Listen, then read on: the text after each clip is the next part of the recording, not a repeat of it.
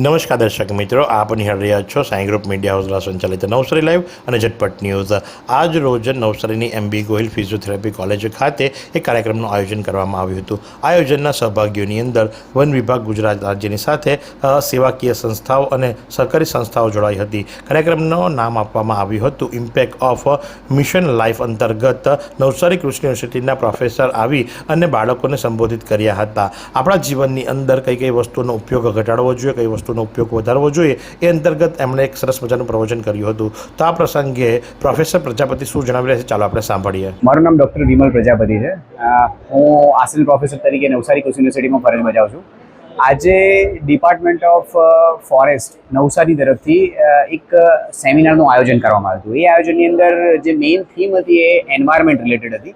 Sustainable lifestyle ઉપરનો આખો programme હતો, જે આ પ્રોગ્રામ MB પટેલ મેડિકલ કોલેજમાં રાખવામાં આવેલો હતો। આ સંસ્થાના મેનેજમેન્ટનો ઘણો સહકાર રહ્યો, જેના તરફથી આ પ્રોગ્રામ સક્સેસફુલ રહ્યો છે। આ પ્રોગ્રામની અંદર 3 અલગ અલગ પ્રકારના સેશન રાખવામાં આવેલા હતા, જેની અંદર એનર્જી કન્ઝર્વેશન પર પણ વાત કરવામાં આવી, જેથી છોકરાઓમાં એક એનર્જી કન્ઝર્વેશન શું છે એની એક માહિતી મળી શકે।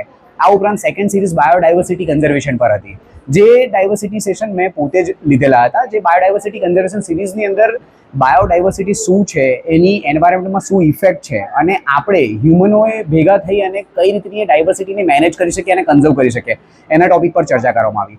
થર્ડ સેશન હતું જે અર્બન ગાર્ડનિંગ પર હતું, કે અત્યારના જમાનામાં જે આધુનિક યુગમાં અર્બનાઇઝેશન થઈ રહ્યું છે, ડિફોરેસ્ટેશન થઈ રહ્યું છે, જે આપણે કદી રોકી નથી શકવાના, પણ અર્બન એન્વાયરમેન્ટમાં પણ તમે ગાર્ડનિંગ કે ટ્રી પ્લાન્ટેશન કેવી રીતના કરી શકો, તમારી જે બિલ્ડિંગ હોય જે બિલ્ડિંગ પર તમે ગાર્ડનિંગ કેવી રીતના કરી શકો અને સારી એર ક્વોલિટી ઇન્ડેક્સ કેવી રીતના મેન્ટેન કરી શકો, એના પર પણ ગાઈડન્સ આપવામાં આવ્યું હતું। આ પ્રકારનો આ સેમિનાર, આખા વન ડે સેમિનાર સિરીઝનું આયોજન જે થયું હતું એ ખૂબ અદ્ભુત હતું, જેનાથી છોકરાઓને ઘણી બધી માહિતી મળી છે, જેનાથી એ સસ્ટેનેબલ લાઈફ કરી શકે અને જેથી એન્વાયરમેન્ટના 3 મોટા પરિબળો, જે જમીનનું પ્રદૂષણ છે, હવાનું પ્રદૂષણ છે અને પાણીનું પ્રદૂષણ છે, એને અટકાવવામાં એન્વાયરમેન્ટ તરફથી કંઈક ને કંઈક નોલેજ મેળવીને એમાં સહકાર આપી શકે, એના માટેનું આયોજન હતું। તો આ પ્રમાણે આજરોજ Navsari social forest division, forest department Gujarat state તેમજ સહયોગી સંસ્થા દ્વારા MB ગોહિલ ફિઝિયોથેરાપી કોલેજ ખાતે ફિઝિયોથેરાપીના વિદ્યાર્થીઓને સંબોધિત કરી એક સરસ મજાના કાર્યક્રમનું આયોજન કરવામાં આવ્યું હતું, જેથી કરી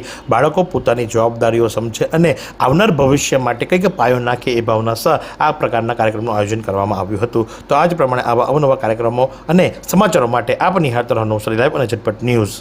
આ સુંદર સૃષ્ટિને નિહાળવા માટે હજારો લોકો પાસે દ્રષ્ટિ નથી, અને એ ત્યારે જ શક્ય બને જ્યારે કોઈ ચક્ષુદાન કરે। તો તમારા સ્વજનો સાથે મળી એક સુનિશ્ચય લઈએ, ચક્ષુદાનને પરિવારની પરંપરા બનાવીએ। Visit Sant Punit Chakshu bank, rotary eye institute Navsari. Call 7069006329।